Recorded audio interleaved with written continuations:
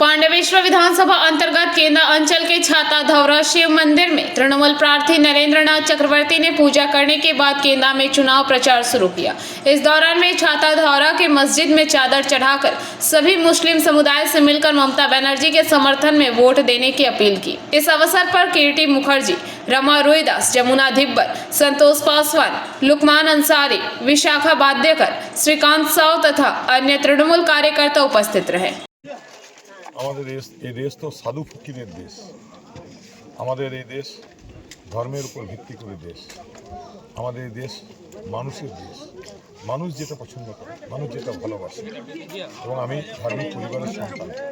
সেই জন্য প্রথমে যেমন আমি এসে শিবের অর্চনা করেছি, এবং তারপরে এই বুড়ো পীর সাহেব আমার অত্যন্ত প্রিয় মানুষ। আমি মনে করি উনি আমার অভিভাবক।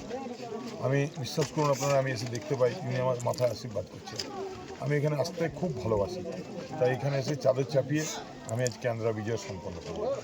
কোন কোন এলাকায় কর্মসূচি রয়েছে আজকে? আমি গোটা কেন্দ্রা ঘুরবো, মানুষের বাড়িতে বাড়িতে যাব, মানুষের পৌঁছাবো, কর্মীদের সঙ্গে মিটিং করব, সবাইকে সঙ্গে নিয়ে চলবো।